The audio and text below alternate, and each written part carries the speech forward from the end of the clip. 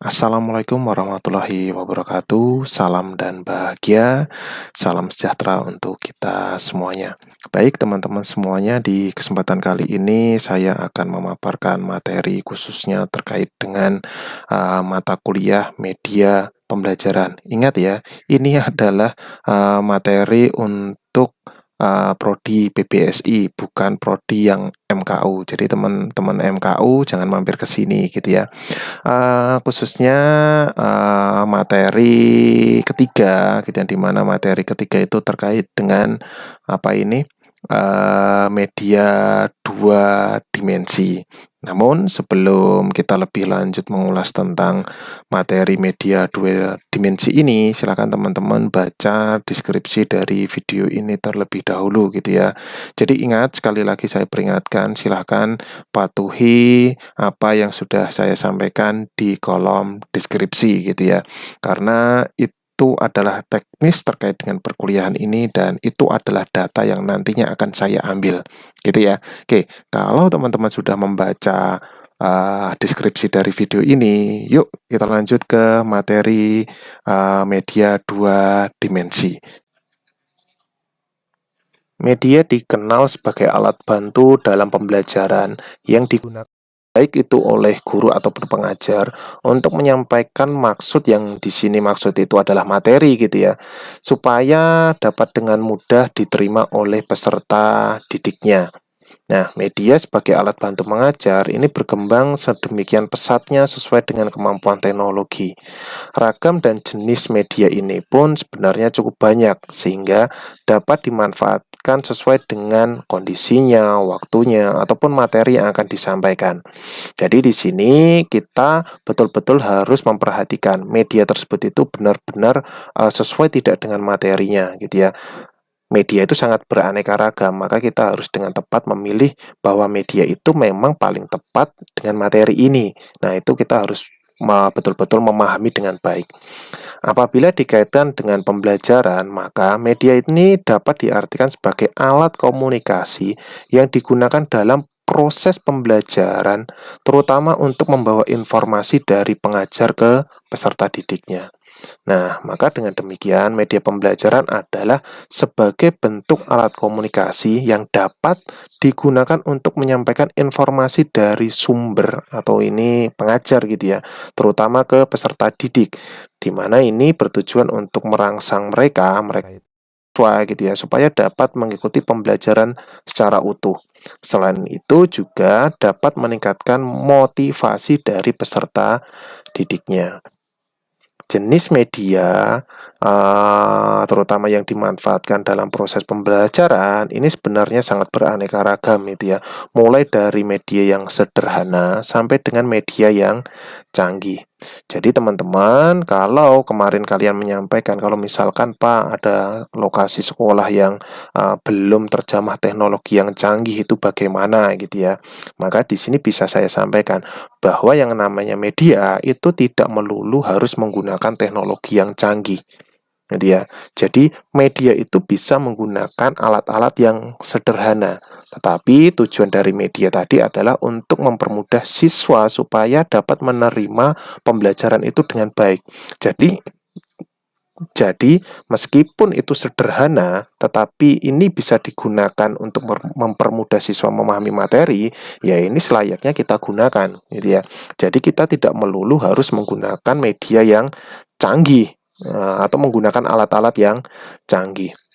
Nah, berbicara media dua dimensi di sini ya, ini adalah sebutan umum untuk alat peraga yang hanya memiliki ukuran panjang dan lebar, terutama yang berada pada suatu bidang datar. Nah, media pembelajaran dua dimensi ini bisa dibedakan menjadi beberapa macam. Yang pertama di sini ada media grafis, kemudian ada media cetak, kemudian yang ketiga ada media gambar diam. Oke, kita ulas satu persatu gitu ya. Kalau kita berbicara media pembelajaran yang grafis, di sini berarti media pembelajaran itu menyajikan secara visual yang menggunakan bisa titik, infografis, gambar, tulisan, ataupun simbol gitu ya, dengan tujuan untuk menggambarkan dan merangkum suatu ide, data, ataupun kejadian.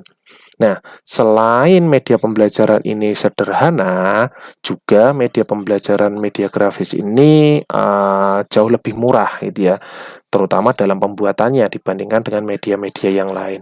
Nah, dalam media pembelajaran grafis ini masih dapat dibagi menjadi beberapa macam. Yang pertama di sini ada media pembelajaran misalkan menggunakan grafik atau grafik atau diagram gitu ya. Kemudian yang kedua ada bagan, kemudian yang ketiga ada sketsa, kemudian yang keempat ada media pembelajaran dengan menggunakan poster. Media pembelajaran diagram gitu ya, atau menggunakan diagram misalkan itu ya. Jadi kalau kita berbicara diagram ini ya bisa dikatakan adalah gambar yang sederhana gitu ya, yang menggunakan tadi garis, simbol ataupun yang lain. Diagram menggambarkan struktur dari objeknya itu cuma secara garis besar saja, hanya menunjukkan hubungan yang ada antar komponennya. Nah, diagram juga diartikan sebagai lambang-lambang tertentu yang dapat digunakan untuk menjelaskan sarana, prosedur, serta kegiatan yang biasanya dilaksanakan dalam suatu sistem, gitu ya.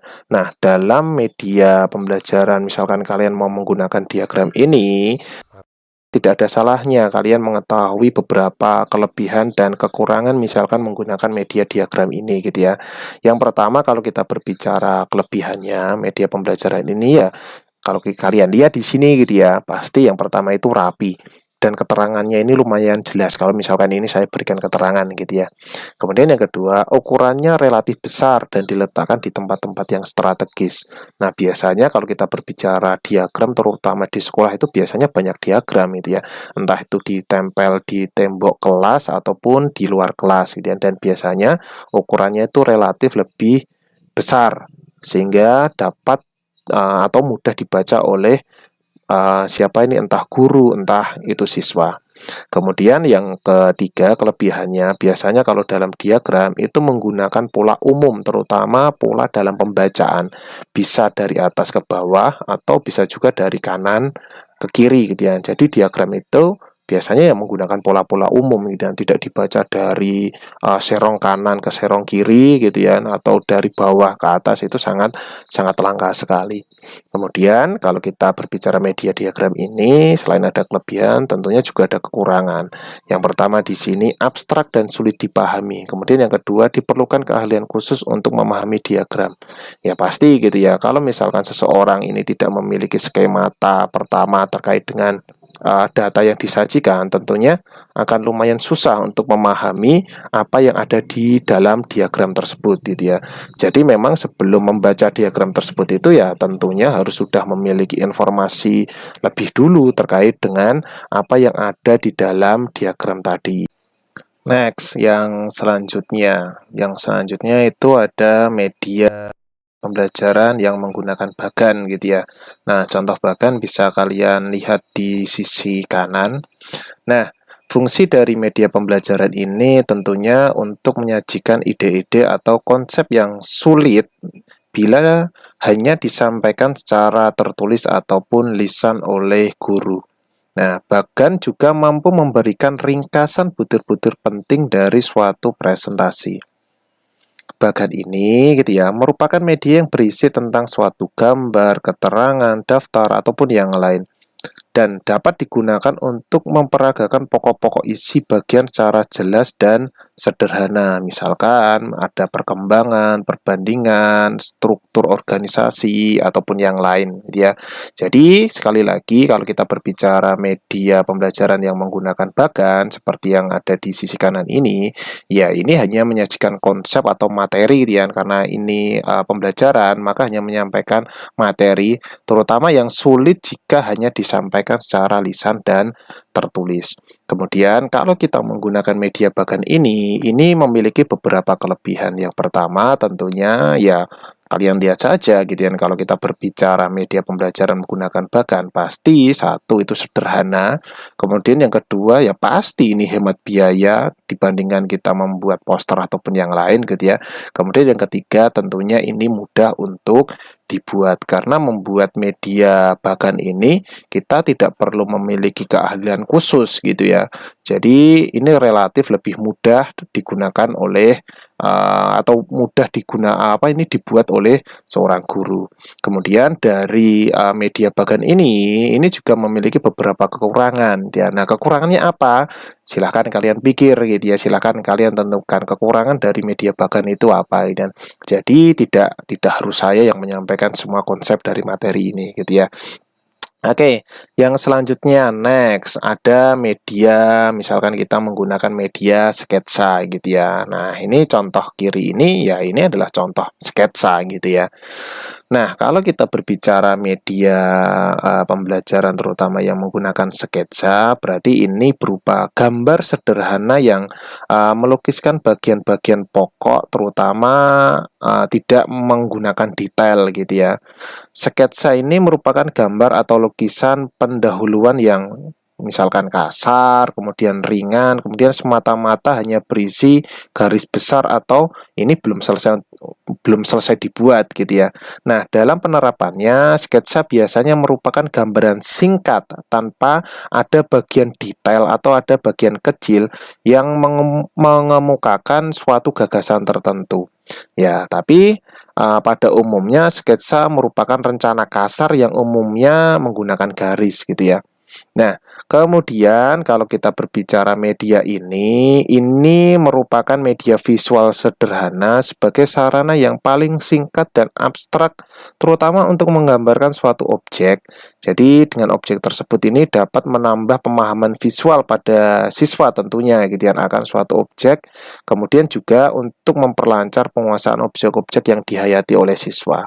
Nah, kemudian media pembelajaran sketsa ini juga memiliki beberapa kelebihan dan beberapa kekurangan. Nah, kalau kita berbicara kelebihan, yang pertama di sini ya dapat digunakan untuk menuangkan ide, terutama ide dalam sketsa ini ya biasanya bisa disembunyikan oleh guru gitu ya.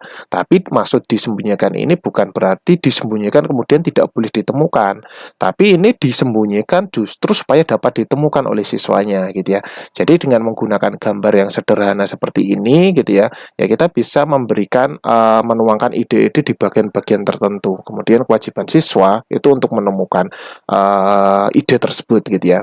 Nah, kemudian kelebihan yang kedua ya ini menantang siswa untuk menemukan ide tersembunyi.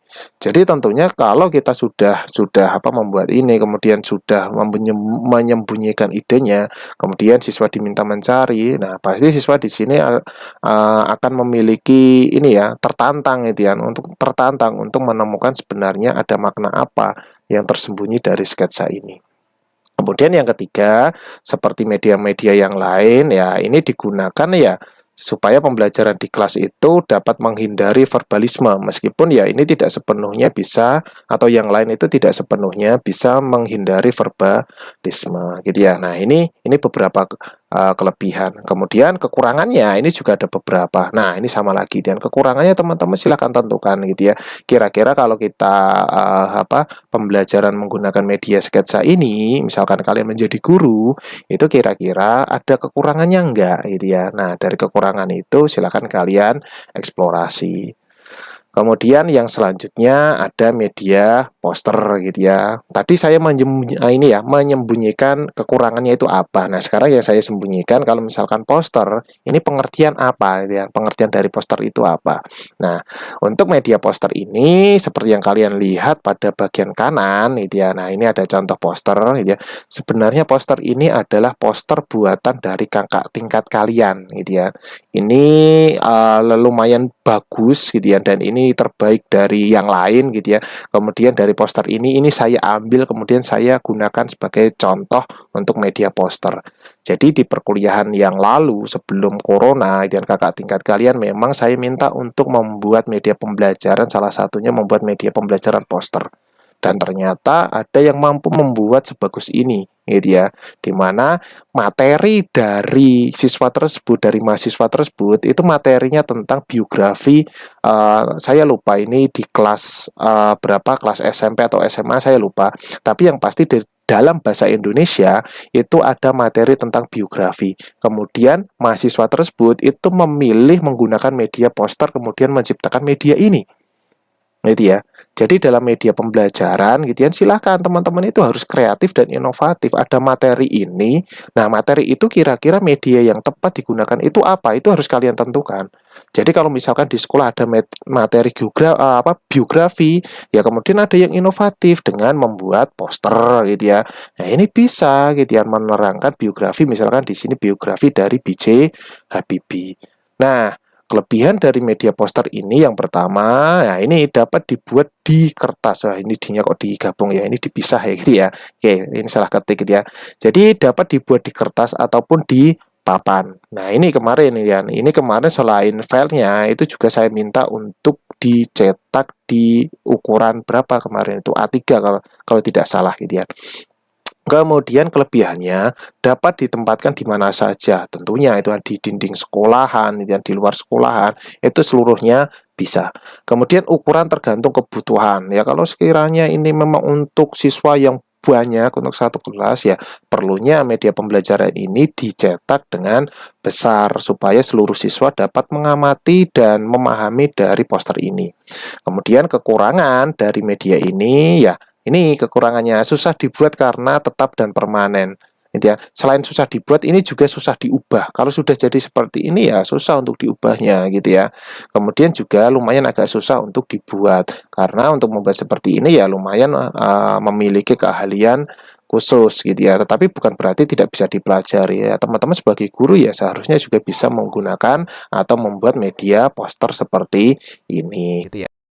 Oke, next materi yang selanjutnya gitu ya. Oke, di sini ada kelebihan dan kekurangan. Nah, kelebihan dan kekurangan ini adalah kelebihan dan kekurangan media grafis secara umum. Nah, media grafis di sini memiliki kelebihan. Yang pertama, mudah dan mempercepat pemahaman siswa karena di sini kita sudah mulai mencoba menggunakan media dalam pembelajaran.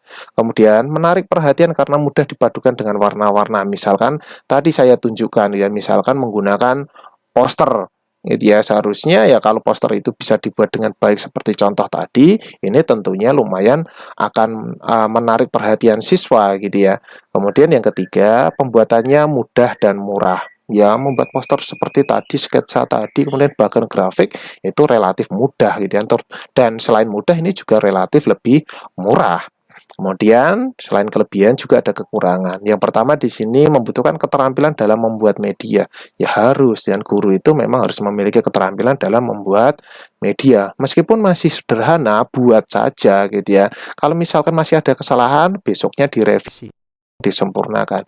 Tidak ada kata tidak bisa menggunakan atau membuat media. Kemudian yang kedua, penyajian pesan hanya dalam bentuk visual. Ya, kalau dalam media pembelajaran grafis ini ya cuma bisa disampaikan secara visual saja gitu ya.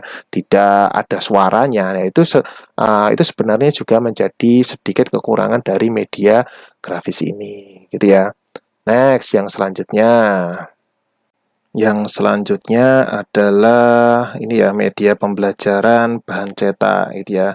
Kalau kita berbicara media pembelajaran bahan cetak, maka di sini dapat dibagi menjadi beberapa macam. Yang pertama di sini ada buku teks gitu ya. Yang kedua ada modul, kemudian yang ketiga ada bahan pengajaran terprogram. Kalau kita berbicara buku teks ya, kalau buku teks itu ya buku tentang suatu bidang studi atau ilmu tertentu yang disusun untuk memudahkan terutama peserta didik dalam upaya untuk mencapai tujuan pembelajaran. Nah, penyusunan buku teks ini disesuaikan dengan urutan dan ruang lingkup bidang studi tertentu. Kemudian kalau kita berbicara tentang modul, ya modul itu ya suatu paket program yang disusun dalam bentuk satuan tertentu dan didesain sedemikian rupa gitu ya, supaya dapat memenuhi kepentingan belajar mengajar. dalam satu paket modul ini biasanya memiliki komponen seperti petunjuk pembelajaran, lembar kegiatan pembelajaran, kemudian ada lembar kerja pembelajaran, ada kuncinya, ada lembar tesnya, kemudian juga ada kunci jawaban soal-soal yang sudah disampaikan. Kemudian kalau kita berbicara bahan pengajaran terprogram, ya itu adalah paket terprogram pengajaran individual. Jadi ini hampir sama dengan modul yang ada di atas tadi gitu ya. Perbedaannya dengan modul itu ya bahan pengajaran terprogram ini tersusun dalam topik-topik kecil, terutama untuk setiap halamannya gitu ya. Satu bingkai ini biasanya berisi informasi yang merupakan bahan ajar, pertanyaan, dan respon dari pertanyaan bingkai lainnya. Kemudian kalau kita berbicara kelebihan dan kekurangan media cetak ini, yang pertama di sini kelebihannya, ya di sini ya terutama misalkan kita berbicara buku gitu ya, di sini ya menyajikan pesan dalam jumlah banyak ya, pasti banyak gitu ya, karena buku itu mengandung puluhan bahkan ratusan halaman yang seluruhnya itu mengandung informasi. Kemudian, pesan dapat dipelajari sesuai dengan kebutuhan, minat, dan kecepatan dari masing-masing siswa. Ya, kalau ya kalian sudah paham sendiri bahwa siswa itu memiliki kecepatan yang berbeda-beda dalam mengajar. Nah, kalau dalam buku ya ini kelebihan buku gitu ya. Buku itu ya memiliki kelebihan untuk siswa itu bisa mempelajari isinya itu sesuai dengan kecepatan dari masing-masing siswa gitu ya. Bisa membacanya pelan, kemudian ada yang sukanya itu membaca cepat, kalau pemahamannya itu memang cepat gitu ya. Nah, ini buku sangat mendukung. Kemudian yang ketiga, ini dapat dipelajari di mana saja dan kapan saja, sudah pasti karena buku itu bentuknya lebih ringkas gitu ya. Kemudian revisi mudah dilakukan. Ya, tinggal kita tandai saja, atau misalkan kita membuat bukunya, ya kita punya file yang mudah kita revisi suatu saat nanti. Kemudian selain kelebihan, ada kekurangan. Yang pertama di sini membutuhkan waktu lama dalam pembuatan. Ya, ini bisa 2 sampai 3 tahun untuk membuat suatu buku. Jadi dalam prosesnya itu memang lumayan panjang gitu, dan tidak secepat misalkan kita membuat bagan ataupun grafik gitu ya. Kemudian yang kedua, jumlah halaman yang tebal hanya membuat bosan. Ya, ini tidak memungkiri gitu ya. Siswa Indonesia itu memang lumayan agak malas untuk membaca karena ya mungkin entah bosan atau apa dengan halaman-halaman yang hanya berisi tulisan-tulisan gitu ya. Ya, ini untuk saat ini memang menjadi kekurangan dari buku-buku yang ada di Indonesia. Kemudian yang ketiga, mudah rusak dan robek, terutama misalkan ini sering digunakan atau sering dibaca gitu ya. Untuk yang sering dibaca ini ya tingkat kerusakan atau robeknya ini jauh lebih besar gitu ya. Kemudian yang selanjutnya gitu ya, media pembelajaran itu juga ada yang namanya media pembelajaran dengan menggunakan gambar diam. Nah, kalau kita berbicara media yang gambar diam, ini ya ini tergolong sebagai gambar, bisa gambar ataupun ini bisa juga dalam bentuk foto gitu ya. Nah, bahan-bahan grafis baik yang dicetak ataupun dilukis gitu ya. Jadi di sini ya bisa dicetak menggunakan printing gitu ya. Atau misalkan ini dilukis, ini ya bisa kita manfaatkan sebagai yang gambar diam. Nah, gambar diam ini dapat berisi informasi atau pengetahuan tentang objek, peristiwa, ataupun prosedur-prosedur dalam suatu kehidupan. Informasi yang dikemas dalam gambar diam ini dapat berupa, ya bisa juga loh gitu kan, diagram atau grafik itu bisa juga loh dimasukkan dalam gambar diam gitu kan. Jadi kita bisa memanfaatkan media dalam media lah, istilahnya seperti itu. Gambar diam berupa diagram pada umumnya digunakan untuk menjelaskan konsep-konsep yang menggambarkan komponen dalam sistem. Jadi ini biasanya digunakan untuk menjelaskan proses atau prosedur dalam bentuk aliran, misalkan seperti flowchart ataupun yang lain. Nah, dalam media gambar ini juga memiliki beberapa kelebihan. Yang pertama di sini lebih konkret ya. Lebih konkret ini ya maksudnya lebih nyata saja, misalkan dibandingkan dengan media grafis tadi yang hanya berupa gambar balok atau pie gitu ya. Kemudian yang kedua, menunjukkan perbandingan yang tepat dengan objek sebenarnya. Nah, ini terutama untuk gambar-gambar yang tidak memiliki objeknya itu yang tidak memiliki bentuk yang besar. Kemudian mudah dan murah. Nah, ini contohnya gitu ya. Saya berikan contoh di kolom yang kanan gitu ya. Ini salah satu contoh media pembelajaran gambar diam. Nah, ini misalkan digunakan untuk mata pelajaran misalkan sejarah gitu ya. Atau misalkan bercerita, ini bisa gitu ya. Jadi teman-teman itu dalam media pembelajaran itu setidaknya seperti saya ini loh gitu kan. Saya memanfaatkan YouTube sebagai media pembelajaran saya. Karena saya mengetahui bahwa teman-teman itu satu suka mengakses YouTube, kemudian yang kedua, YouTube itu lebih murah dan mudah terutama untuk kuota gitu ya. Jadi saya mencoba memanfaatkan YouTube sebagai media pembelajaran saya gitu ya. Nah, setidaknya teman-teman itu juga sama gitu ya, bisa menggunakan IG gitu ya. Nah, ini misalkan ini diunggah di IG sebagai media pembelajaran, ini bisa digunakan. Jadi teman-teman ya sekreatif itu gitu ya dalam membuat media pembelajaran.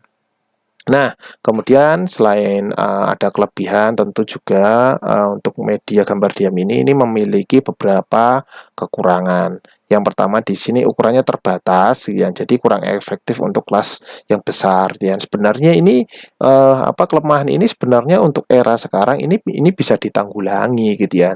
Misalkan teman-teman itu atau siswa itu sekarang sudah memiliki gadget gitu ya, gambar diam ini bisa meskipun kecil di-share saja di grup WA atau misalkan ini diupload di IG, kemudian nanti siswa-siswa diminta untuk mengakses gitu ya. Jadi kelemahan ini bisa diatasi sebenarnya gitu ya. Kemudian yang kedua, perbandingan yang kurang tepat akan menimbulkan kesalahan persepsi. Ya pasti gitu ya. Apalagi kalau misalkan siswa itu sebelumnya belum memiliki pengetahuan tentang hal itu, tentang objek itu. Kemudian ditunjukkan dengan gambar atau foto yang ukurannya berbeda, ya ini pasti akan menimbulkan kesalahan persepsi gitu ya. Kemudian next yang selanjutnya, oh ya gitu ya. Sebelum lanjut ke materi yang selanjutnya, di sini ada link tugas ya, iya tugas lagi gitu ya untuk mata kuliah media pembelajaran ini. Jadi silahkan teman-teman sambil sedikit istirahat lah, ya ini dicatat ya.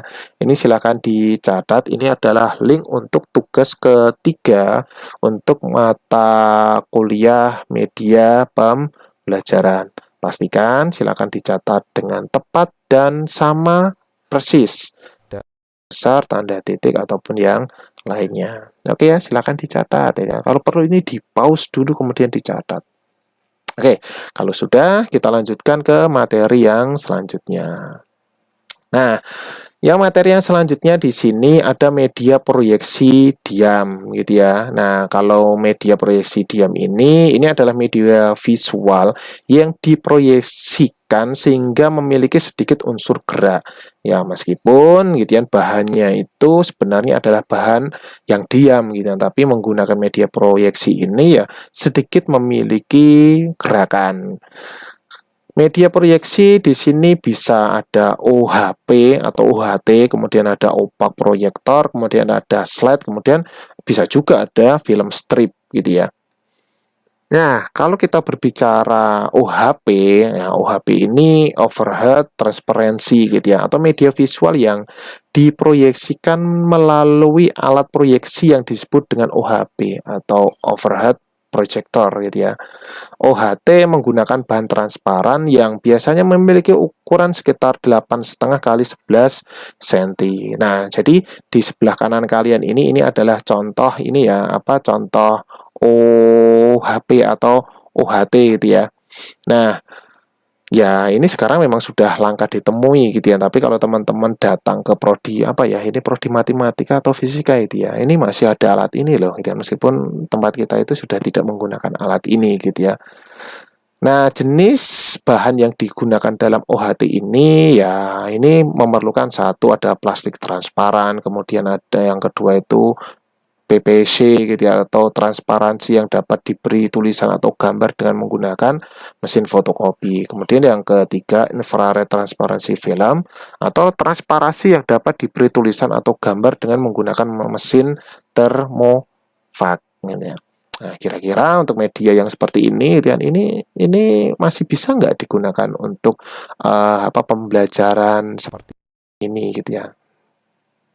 Next, yang selanjutnya, kelebihan dan kekurangan OHT atau OHP tadi. Yang pertama di sini kelebihan, satu, dapat digunakan di semua ukuran ruang kelas. Jadi sifatnya itu OHT atau HP tadi itu ya hampir sama seperti proyektor yang ada di ruang perkuliahan kita gitu ya. Jadi ini dapat digunakan di semua ukuran ruang yang baik itu kecil ataupun besar. Karena ini ya sifatnya itu memantulkan gambar yang tadinya kecil ini akan ditampilkan lumayan agak besar. Kemudian menarik dan penyajian variatif ya, tentunya ini sudah menggunakan alat yang teknologi gitu ya. Kemudian yang ketiga, tatap muka terjaga karena memungkinkan siswa mencatat hal-hal penting. Nah, sekiranya ini mungkin enggak ini ya untuk kelebihan yang ketiga ini sekarang itu masih valid atau enggak gitu ya. Coba dipikirkan itu. Kemudian yang keempat, tidak memerlukan operator khusus ataupun ruang yang gelap. Ya, kita tinggal menghidupkan, kemudian masukkan saja plastik transparansi yang isinya data tadi, dan mudah, cuma gitu saja. Kemudian yang selanjutnya, menyajikan pesan yang banyak dalam waktu yang singkat. Jelas gitu ya. Biasanya plastik transparansinya itu biasanya lebih dari satu. Jadi tinggal ganti gitu saja untuk kegiatan pembelajaran ataupun perkuliahan gitu ya. Kemudian yang terakhir, OHP dapat digunakan berulang-ulang karena tidak rusak gitu ya. Bahannya saja tadi bahan datanya saja menggunakan plastik itu juga jauh lebih awet. Nah, beberapa kelebihan tadi, kemudian ada beberapa kekurangan. Yang pertama di sini memerlukan perencanaan yang matang dalam pembuatan dan penyajiannya. Terutama untuk pembuatan ini memerlukan perencanaan yang betul-betul matang. Karena ini perlu action, betul-betul action, menggambar, kemudian menyajikan keterangan yang jelas ataupun yang lain gitu ya. Nah, ini menjadi tantangan gitu ya bagi yang belum terbiasa mencatat atau memasukkan data ke dalam plastik transparansi. Kemudian urutan OHT mudah kacau karena merupakan urutan yang lepas. Ya, plastik-plastik tadi cuma tumpukan plastik. Kalau sampai tidak dinomori atau toledor ya pasti ini akan mudah sekali kacau. Next, yang selanjutnya ada opak proyektor yang seperti yang kalian lihat di sebelah kiri kalian itu adalah contoh opak proyektor gitu ya. Jadi di sini istilahnya proyektor tidak tembus pandang, yang digunakan untuk memproyeksikan bahan dan benda-benda yang tidak tembus pandang seperti ada buku, foto, model 2 dimensi bahkan 3 dimensi. Jadi di sini ya misalkan gitu ya, ini seperti mesin fotokopi gitu ya. Jadi menyinari bagian buku, kemudian dari isi tulisan itu akan ditampilkan ke dalam cahaya atau layar besar gitu ya. Jadi seperti proyektor dalam kelas kita seperti itu. Jadi opak proyektor dengan OHT atau OHP tadi itu cuma perbedaannya itu cuma di bahannya saja, tetapi secara teknis ini sebenarnya hampir sama.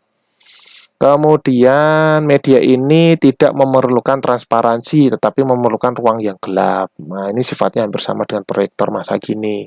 Kemudian dapat digunakan untuk memproyeksikan film, kemudian film bingkai atau slide, ya, tetapi tidak dilengkapi dengan tape recorder. Nah, ini bisa gitu ya. Nah, ini sudah sangat jarang alat seperti ini ya. Jadi kira-kira alat seperti ini masih bisa tidak digunakan untuk pembelajaran era saat ini. Ya, coba teman-teman berpikir kritis untuk hal ini. Nah, kemudian yang terakhir ada media slide. Nah, kalau media slide sekarang ini ya biasanya kita menggunakan menggunakan PowerPoint gitu ya. Jadi di sini media visual yang diproyeksikan melalui alat yang disebut dengan proyektor slide. Tapi untuk sekarang ya PPT gitu ya. Slide atau film bingkai terbuat dari film positif yang kemudian diberi bingkai yang terbuat dari karton ataupun plastik. Kemudian beberapa kelebihan di sini menimbulkan pengertian dan ingatan yang lumayan kuat. Kedua, merangsang minat perhatian siswa dengan warna ataupun gambar yang disajikan dalam media slide tadi. Kemudian yang ketiga, program slide mudah direvisi, mudah diubah, kemudian mudah di-upgrade ataupun yang lain. Kemudian yang keempat, mudah disimpan karena ukurannya kecil. Apalagi kalau PPT, ukurannya cuma file-file kecil gitu ya, sangat simple dan mudah dibawa gitu ya. Kemudian selain kelebihan juga ada kelemahan. Di sini butuh ruangan yang gelap, yang pasti tidak terlalu banyak cahaya supaya dapat ditampilkan. Kedua, membutuhkan waktu yang lama dalam membuat. Nah, seperti kalian itu kan, kalau kalian cuma membuat PPT, cuma tulisan saja itu mudah mudah dan cepat dibuat, tapi supaya PPT itu maksimal dibuat, ya itu lumayan agak lama. Kemudian biaya yang lumayan besar, kalian butuh laptop, butuh proyektor, gitu ya, atau butuh alat-alat yang lain. Kemudian hanya menyajikan gambar diam. Nah, sebenarnya yang kelemahan ini, yang terakhir ini sebenarnya tidak ya, tidak hanya menyajikan gambar diam, gambar yang bergerak saja sebenarnya untuk saat ini sudah bisa dan mampu gitu ya. Oke, teman-teman semuanya, mungkin itu dulu materi untuk pertemuan kali ini. Silahkan kalau ada pertanyaan, tanggapan, ataupun yang lain, silahkan kalian sampaikan di kolom komentar. Seperti yang saya sampaikan tadi, jangan lupa baca deskripsi dari video ini supaya teman-teman tidak rugi dalam perkuliahan. Jangan sampai saya cuma diem-diem saja, kalian tidak mematuhi instruksi atau bahkan tidak membaca instruksi, pada akhirnya di perkuliahan kalian yang rugi sendiri, kalian yang bingung sendiri.